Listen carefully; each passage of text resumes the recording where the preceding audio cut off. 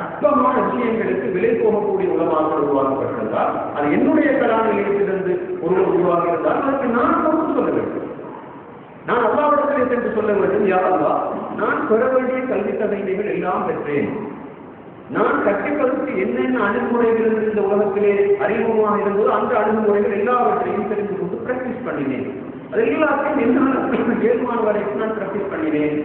ஆனால் என்னுடைய மாணவன் கெட்டு போய்விட்டான், யா அல்லாஹ், நான் அதுக்கு பொறுப்பில்லை என்று சொல்ற நேரம் அல்லாஹ் தஆலாவுக்கு தெரியுமே இவன் சொல்றது உண்மையா பொய்யானது.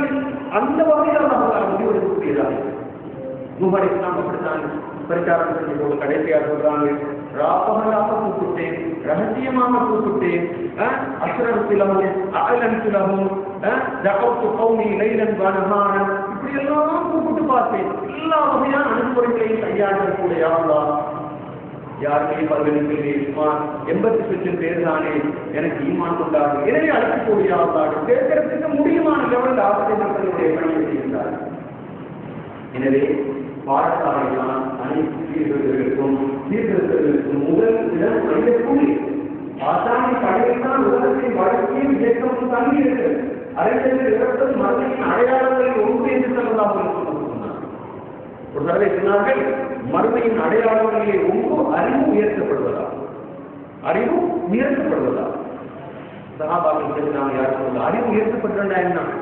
மௌத்தில் உலகமா, உலகத்தில் அறிஞர்கள் இறப்பதுதான் அறிவு உயர்த்தப்படுவதாக என்று சொன்னார். இந்த ஹதீஸுக்கு விளக்கம் சொல்கிற நவீனமான உலகமாக சொல்கின்ற கருத்து என்ன தெரியுமா? உலகம் இயங்குவது அறிவினால், உலகத்தின் சக்கரமாக இருப்பது அறிவு.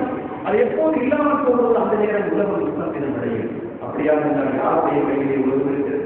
அரசியல்வாதிகள் கையிலையா, விளையாட்டுகளின் கையிலையா, நடிகர்கள் கையிலையா, அது வேற யாருடைய கையிலையா? உலகம் இயங்குவதே அறிஞர்களா? அந்த அறிஞர்கள் யார்? நவீன காலத்து கல்விமான்கள், ஆசிரியர்கள், அதிபர்கள், இந்த துறையோடு நேரடியாக சம்பந்தப்பட்டவர்கள் தான் சமுதாயத்திற்கு தமது கலா நிலையங்களிலிருந்து உந்தி தள்ளி வெளியே தள்ளுகிறார்கள். இந்த ஒவ்வொரு இடத்தில் இருக்கின்ற பகுதிகளையும் இயக்குவிப்பதற்கான முழு செக்டரியாக இருப்பது பாடசாலை. பாடசாலை சூழல், கற்பித்தல் அணுகுமுறைகள், சிலபஸ், அவர்களுடைய சைக்காலஜிக்கல் அப்ரோச்,